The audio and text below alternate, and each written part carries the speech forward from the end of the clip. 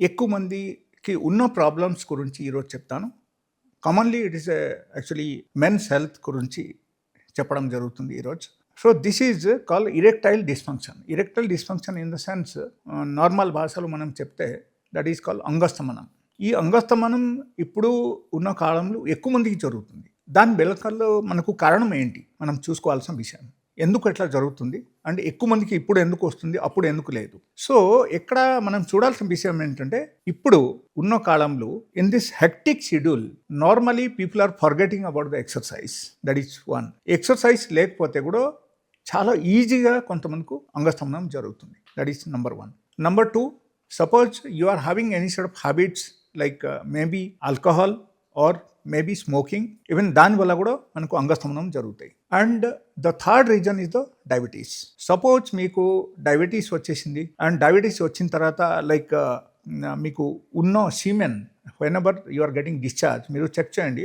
Siemens in case బాగా సన్నగా అయిపోయిందంటే అప్పుడు కూడా చాలా ఈజీగా మీకు అంగస్తంభనం జరుగుతాయి. అండ్ ఈవెన్ అర్లీ డిశ్చార్జ్ కూడా జరిగిపోతాయి. అంటే ఎప్పుడైనా సరే మనము శృంగారంలో పాల్గొన్నప్పుడు చాలా ఈజీగా మనకు డిశ్చార్జ్ అయిపోతాయి. అప్పుడు ఏమవుతాయి, లైక్ మనకు కూడా సాటిస్ఫాక్షన్ ఉండదు అండ్ దాంతోపాటి పార్ట్నర్స్కు కూడా సాటిస్ఫాక్షన్ ఉండవు. So this is a very common problem which I've seen. And దీంతోపాటి ఇఫ్ సపోజ్ మీకు stress level is very high and you are not bothering, you are going on moving here and there, you are doing your normal work, మీరు పట్టించుకోవట్లేదు health గురించి. Even దానివల్ల ఏమవుతుందంటే మన బాడీలో stress hormones మన బాడీలో జనరేట్ అవుతుంది. ఒకటి adrenaline and other one is cortisol.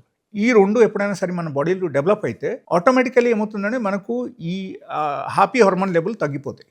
Means oxytocin కానీ, డోపామైన్ కానీ, లేకపోతే టెస్టోస్టెరోన్ హార్మోన్ కానీ తగ్గడం స్టార్ట్ అయిపోతాయి. సో ఎప్పుడైనా సరే ఈ హార్మోన్స్ అన్ని తగ్గిపోయింది అనుకో బాడీలో, అప్పుడు ఏమవుతుందంటే ఈ ప్రొలాక్టిన్ లెవెల్ పెరగడం స్టార్ట్ అయిపోతుంది. ప్రొలాక్టిన్ లెవెల్ పెరిగితే కూడా that is also one of the sign of the erectile dysfunction అని మనం చెప్పొచ్చు. And these are the scientific reason which I'm telling. ఇది కాకుండా ఇంకో కొన్ని కారణాలు ఉంటాయి. Like maybe you are into the long term stress. Otherwise మీరు ఒక బిజినెస్ చేస్తున్నారు, ఆ బిజినెస్లో ఏమైందంటే suddenly sudden you are getting a huge loss in the business.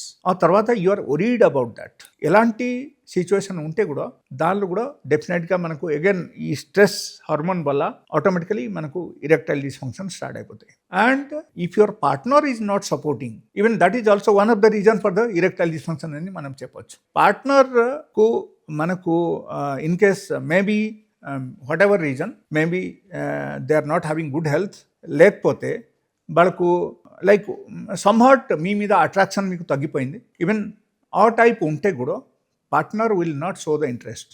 Partner మీకు ఇంట్రెస్ట్ చూపించకపోతే అప్పుడు కూడా మీకు ఇరెక్టైల్ డిస్ఫంక్షన్ జరగడం అవకాశం ఉంది. Suppose somebody is having some sort of health issues, మీరు అదే టైంలో you are just forcibly you are going there and మీరు పార్టిసిపేట్ చేయాలని చూస్తున్నారు, అప్పుడు కూడా దానివల్ల కూడా 100 to 100% అక్కడ ఏమవుతుందంటే వాళ్ళకు నొప్పి రావడం కానీ, లేకపోతే వాళ్ళ కరెక్ట్గా కన్వీనియంట్గా మీకు చూపించుకోకపోవడం కానీ, దీనివల్ల కూడా ఏదో ఒక వార్డ్స్ అక్కడి నుంచి వస్తాయి అండ్ దానివల్ల వాళ్ళకు ఇన్కన్వీనియంట్గా ఉంటే వాళ్ళకు జరిగిపోవడం కానీ ఎట్లా జరుగుతాయి.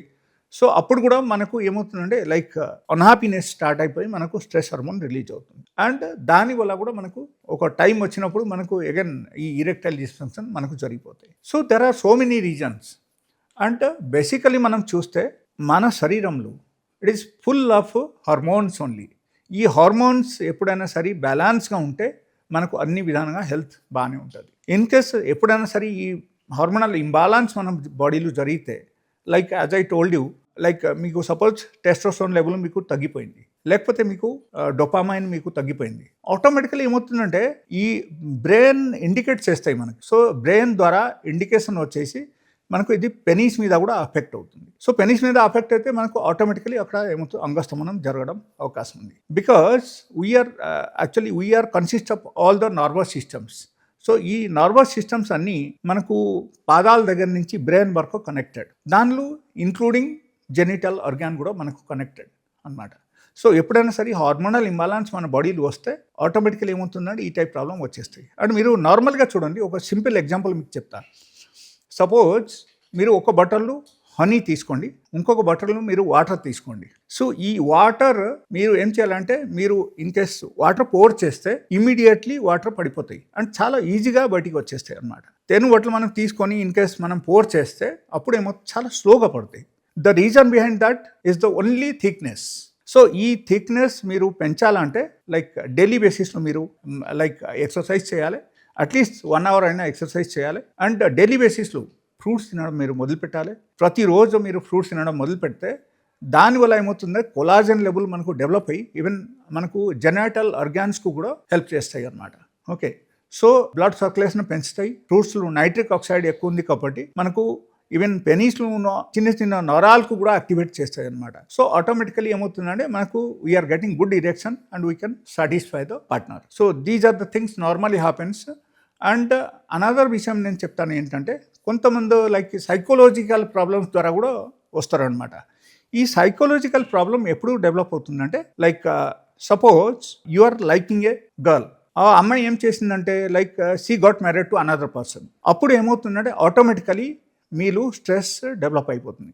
Maybe whatever reason she got married to another person. అప్పుడు ఏమవుతుందంటే మీరు ఒకరేసరికి మీరు డెఫినెట్గా ఈ టైప్ ప్రాబ్లమ్స్కు మీరు గురవుతారు. సో అప్పటి నుంచి మీ బాడీలో స్ట్రెస్ హార్మోన్ స్టార్ట్ అయ్యి అగైన్ తర్వాత ఏమవుతుంది, you will land up with erectile dysfunction. So ఎన్నో కారణాలు ఉంటాయి దానిలో. ఎప్పుడైనా సరే మనకు ఇరెక్షన్ రావడానికి కొన్ని హార్మోన్స్ అక్కడ చాలా పనిచేస్తాయి అన్నమాట.